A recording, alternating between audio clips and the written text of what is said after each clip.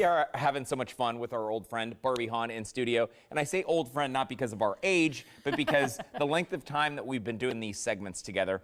You have really grown that damn jam. I mean, I remember when you came in and you were like making it at home. Making it in my little home kitchen. I know it's pretty crazy. How many years on is this? So this is 5 years, going on 6, and we just launched in 5 Meijer grocery stores. That's our biggest kind of like chain experience here in Cincinnati. So we're in Milford, Eastgate, Loveland, Tylersville, and Oakley, and we're super excited. So if you've always wanted to buy some damn jam and you're like, hey, where can I go to get it? Here's where you can go. There's usually a Meijer close. And if we do well in these stores, we're hoping to roll out in the rest of the Cincinnati stores down the road. Which is fantastic. And you're in mom and pop's shops too. Like I go to Kramer's in Villa Hills in Northern Kentucky, and you guys are there as well. Yep. This jam is so good because you have 4 flavors, but also it's nice for the holiday season coming up because we've put it, and I told you this, we put it on chicken, we put it on sandwiches, we've done a lot with your jam. So talk about the flavors too. Yeah, it's very versatile. So we have 4 different flavors, and each one is kind of designed to meet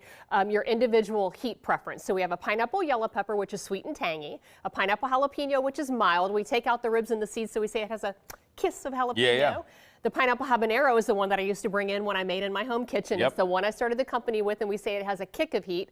And then the pineapple ghost pepper, we say, damn, that's hot. So, and you can tell by the colors of the lids. So white is no heat, green is mild, yellow is medium, and red is hot. And I like the OG, right? Yeah, that was always my favorite. That's your favorite. So talk about what we're making today, because this is a great idea if you're having like a last minute dinner party and you're like, what do I do? So, you know, whipped ricotta and whipped feta were really big last year. Now we are in our whipped brie era. So if for anybody who's not made whipped brie, why would you want to take brie and whip it? Well, you know, a lot of people don't really like the rind on brie. So if you've never bought brie, it comes sometimes in a little wooden case, and then it comes wrapped up, sometimes a couple of times, you know, to keep it fresh. And when you unwrap it, what you see is there is a white rind.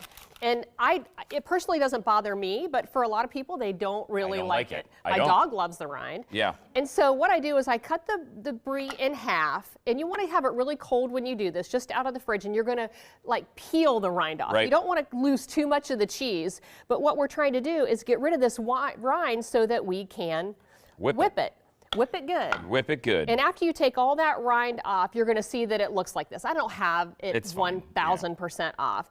And then in order to get it to whipping consistency, you're going to take the brie, you're going to break it up into little pieces, chunk it and up. Then you're going to have some room temperature like European butter because it has a much higher fat content, so it's better for whipping. You're going to add like 3 or 4 tablespoons of that. You're going to whip it with your hand mixer for like a minute or 2, and it's still going to be really thick.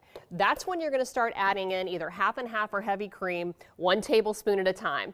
And really, I think the key to this is you want it to be almost like a frosting or an icing consistency, especially if you're going to pipe it. And the reason why I like this version of it is because it gives you a great setup, right? It's really lovely because you can put jam or honey or fig jam. Obviously, I want you to use that damn jam, but in between these rows, and it just has a very interesting, elegant kind of appearance. Well, and 2, it's really easy, and you said you could build flavors too. Yep, you can build flavors. So what I did over here was I did the pineapple habanero jam, and then here I started with the pineapple jalapeno. So what would be fun, I think, would be to actually use 3 or 4 flavors, and you would have a little bit of a color difference in between each little row you've created, right? You can see the difference. And then Dan, do you want to pipe that last row for me right here on the end?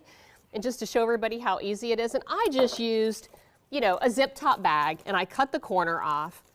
And see how easy that is to pipe? Yeah. It's kind of like butter. Every husband can do it. Everybody can. I mean, this would be fun to have your kids, you know, your teenagers or your younger kids helping you. And, you know, you could top it with chopped nuts. You could put it on focaccia bread or have a baguette with it. But I think it's just a very fun and entertaining way to take a very simple ingredient, only add 2 other ingredients to it, and you have something that seems to be like a high culinary experience, and nobody needs to know how simple it is. We love her. Obviously, pick it up in Meijer. You can pick up any of this jam in the Meijers in Ohio, and then just look for stores in Kentucky as well. So you rock. Thank you. I appreciate you. Good to see you. Happy holidays.